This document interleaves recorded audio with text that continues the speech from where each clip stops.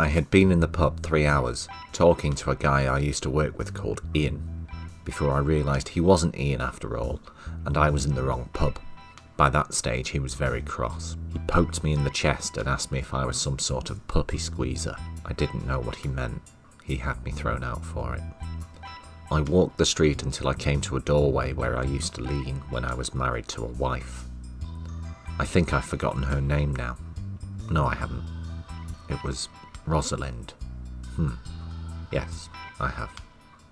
I had intended to empty the pub out of my bladder here, but the doorway was lit up and surrounded by film cameras. Hydraulic pistons poked out the side of the building. A beautiful girl sat where I used to lean, holding a bunch of leaves to her face and inhaling deeply, while an assistant applied makeup to her nose and teeth. Next to her, an elephant was being made up too. It wore a special jacket with fireworks attached. Grey foundation was being applied to its trunk. The model was asking if the elephant had been given its breakfast. She said it shouldn't be expected to do this work without eating homeopathically fireproofing seeds. She'd insisted on it in her contract. She got up, put her arms around its trunk and said, "Let there be peace among mammoths." Some models use cigarettes. Some use heroin. My bladder was conker hard and big as a saucepan. A girl came up and asked me if I was with the elephant. I looked at the elephant and I looked at her and wished she was a lavatory. She handed me a script. It said, "Location shoot, the Eden Current account." Behind me, a man started bawling into his hand. It crackled with sounds of obedience. He was the director. After 10 minutes, he was ready for someone to tell his assistant to say action, and the model became immediately concerned about the cameras and asked if they were meat-free.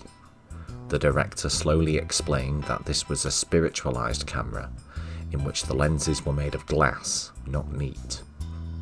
I think she felt better. The cameras rolled again. The model started chewing the leaves and smoke poured from the doorway behind her. In the script it said, "Ignite elephant."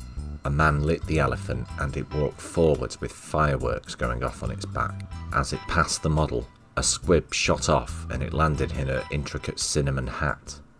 The script made no mention of this. Aromatic flames sprouted in the bark. Some of the crew wanted to stop filming. Others wanted to tell her to look out, as she was still lost to her leaves. A skirmish between horror and fascination broke out on the director's face. With a sudden pang of decision, he ordered half the cameras to stop and the other half to keep rolling and screamed, "Somebody help the bitch," but not yet. At the same time leaping up and down and slamming himself in the balls. The model realised she was on fire. She scrambled to her feet, tripped and dived under the elephant where she thrashed around magnificently. The stupefied animal urinated like a burst lorry and put her head out. The elephant was still on fire. The model looked at me from the middle of her steaming lake. Something in her eyes spoke to my bladder. Suddenly, I too was pissing like a king all over the elephant's flaming back and ears. I continued to empty for a full 2 minutes after the fires had gone out. As they wheeled the model to the ambulance, one of her assistants called me over. "This is the man who put out the elephant," they said. She pulled a strand of damp hair from her eyes. "Thanks to you, I'm going to give all this up," she said. I nodded. "I'm going to dedicate my life to abused elephants. Maybe, when I save them, they will teach things to men like Sarah taught you about putting out fire with the natural aquas of belly." I wanted to tell her how gaudy she was, even when moist and smelling of damp compost.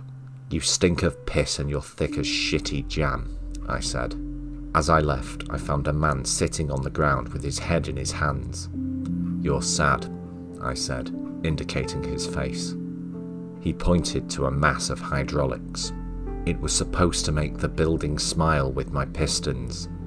The Eden account makes buildings smile. As he scrunched disconsolately at the gravel, I stood on one of his hands.